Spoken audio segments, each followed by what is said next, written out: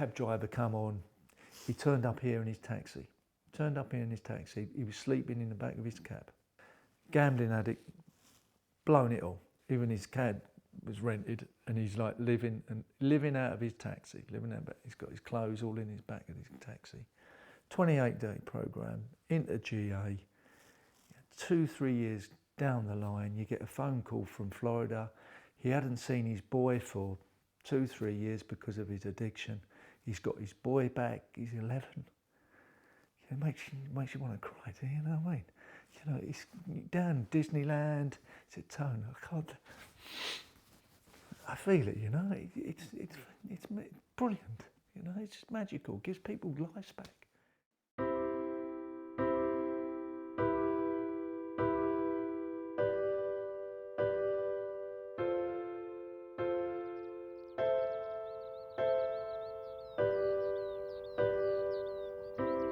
We have the only residential facility in the world that will treat an addictive disorder for professional sports people, that was designed by professional sports people, that can return a player to his club fit enough to play and work with the club, if the player chooses, on where he needs to be when he returns. It's a tailor-made 26-day residential program that will look after your addiction and offer a therapeutic solution to your addictive disorder, while also respecting you as an athlete. We believe that an addictive disorder does have 3 elements, and one of those is a physical element. One of those is about how I use my body and how I exercise. For a professional sportsman, that's an important part of their recovery. There's obviously the mental well-being and the psychological well-being that needs to be treated alongside that. I don't think we're here by mistake. It matches our purposes absolutely ideally. It offers confidentiality in a very serene and private place. It offers comfortable facilities. It offers access to a 5-star gym and an excellent diet, and it offers the anonymity that I want. I think the main thing about our environment, it is nurturing and it is safe. We have had players here from, you know, very elite clubs. We've had world champions here from other sports, and we've had players from lesser leagues or people that have stopped playing many years ago. And my belief that this place levels everyone to become the person that they want to be.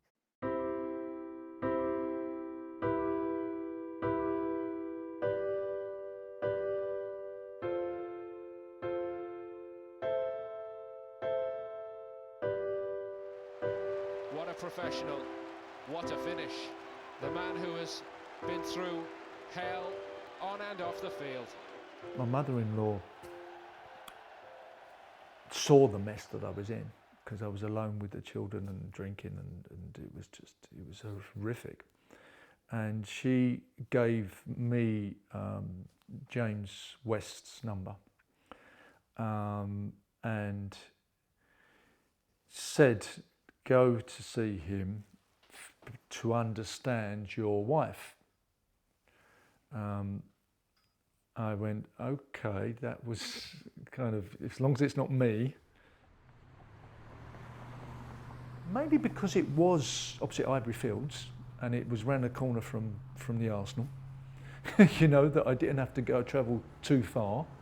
But I pulled round there and I would bang early. Like I say, because she had the problem and what I wasn't going there for me is why I went into the room. Very quickly, it wasn't about my wife, it was about me. First thing I said to James, and he always remembered, he said, James, I know how to play football and I know how to get drunk, but I don't know who I am. And he feels very emotional still, 21 years later. Oh my God.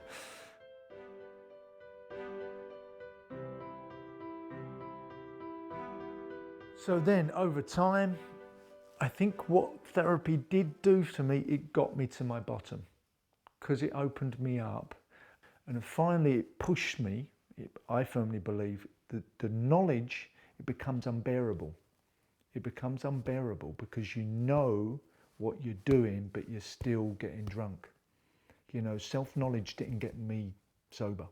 Self-knowledge didn't, it got me to my bottom. Hit the bottom, and as soon as they hit the bottom and you surrender, then the therapy for me gets you well. gets you stronger because you start to understand, yeah. We have over 100 therapists and psychiatrists and counsellors that are affiliated to the charity. We set ourselves a goal that a one-to-one therapist or counsellor will be accessible within an hour of any person that phones us up. Then we can assess with the one-to-one therapy what they need and what stages they need. They may need treatment, so in they come for treatment. If they have the treatment, then they go out again after the 28-day program. They go back into the one-to-one therapy. It's got a starting place and an ending place, a place of safety and a place that they know and they've got a contact. And that's been a real strength. The one-to-one counsellors have linked it all. Obviously education is out there at the start and we're getting more and more cases now. We're getting busier than ever because we've put the work in at the beginning with the education.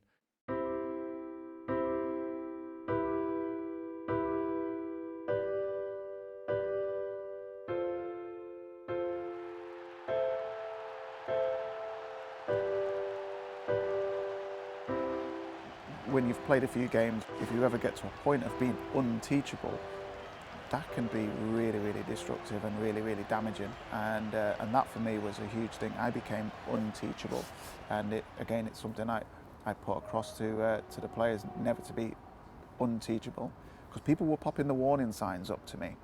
I wasn't hearing it and I wasn't listening. We have an education department because all of our other departments that offer residential treatment or one-to-one therapy would serve no purpose at all unless people knew that they existed. Sporting Chance has a residential clinic in a place called Liphook down in Hampshire.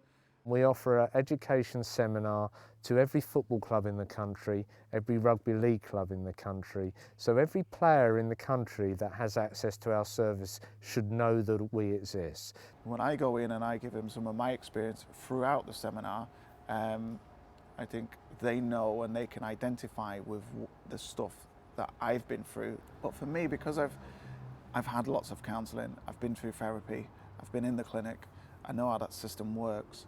I'm quite an open book when I go in there, and I think the education side of it can be quite raw, which I think the lads maybe, from the feedback I get from a lot, they quite like that it is raw. It's not coming out of a book. I'm not talking about my experience from a book. It's something that I had to live and paid the price. However, I wouldn't be doing this interview if I hadn't gone through all of that.